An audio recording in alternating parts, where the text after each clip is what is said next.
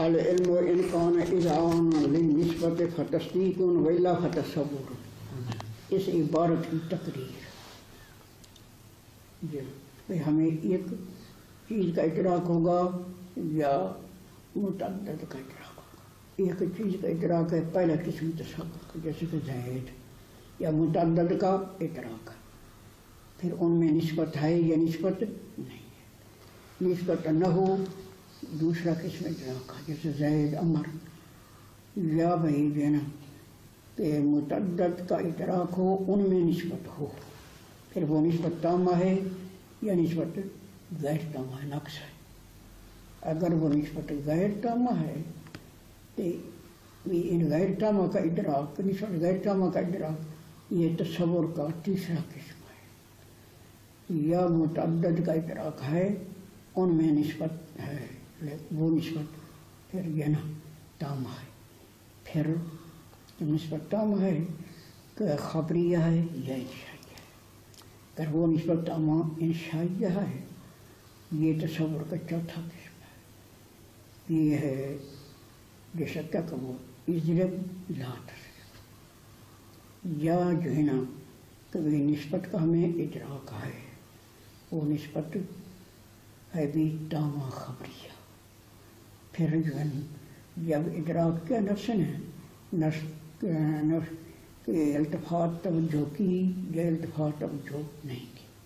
اگر نفس کو ادراک حاصل ہے اس نے تامہ خبریہ کا توجہ التفات نہیں کی، یہ تصور کا پانچواں قسم ہے. اس کا نام ہے تخیل.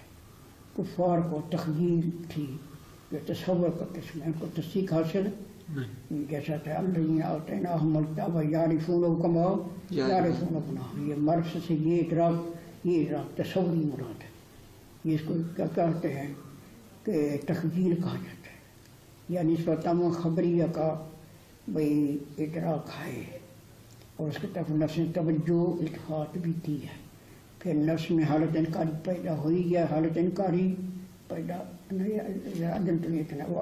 حالت انکاری پیدا ہوئی، حالت انکاری نہ حالت انکاری پیدا ہوئی، یہ تکذیب ہے. کفار کو تکذیب حاصل تھی، وہ پہلے نہیں بھائی نفس نے کیا نسبت خبری کا توجہ التفات کیا، پھر حالت انکاری پیدا ہوئی نفس میں یا حالت انکاری پیدا نہیں. اگر حالت انکاری پیدا ہوئی یہ تکذیب ہے. جو کفار کو تکذیب حاصل تھی. ادراک تو تھا الذین آتیناہم الکتاب یعرفونہ، لیکن انہیں وہی ان کو تکذیب تھی. تکذیب تصور کا قسم ہے، تصدیق نہیں تھی. یا وہی جو ہے نا نسبت تامہ خبر کر تب نفس نے التفاتی کیا، حالت انکاری بھی نہیں ہوئی. اب نسبت تامہ خبر کر دونوں جانب برابر ہیں یا وہی برابر ہیں، کم و بیش ہے. کہ نسبت کے دونوں جانب برابر ہیں تو اس نسبت تامہ خبریہ کا ادراک شک میں کہتے ہیں، تشکیل بھی کہتے ہیں. یہ تصور کا ساتواں قسم ہے. اس کو کیا کہیں گے؟ پہلا تھا تخیل، پھر تکذیب، یہ ہوگا شک تشکیل کا. یا وہی بنسبت خبری کا نفسنات کا التفات توجہ کیا، حالت انکاری پیدا نہیں، یہ سارے. پھر ان میں سے نسبت کے جو جانب برابر نہیں، ان میں ایک زیادہ ہے، یہ کم و بیش ہے. یا پھر ایک جانب جو ہے نا جو زیادہ ہے، دوسری جو جانب مخالف ہے اس کا مرجوح خیال ہے یا مرجوح خیال ہے. یا ایک جانب اتنی زیادہ ہے جانب موافق، جانب مخالف کا مرجوح خیال ہے. پھر جانب مرجوح ہے، جانب مخالف جو مرجوح ہے اس کا ادراک وہم ہے. جو جانب راجح ہے اس کا ادراک ظن ہے.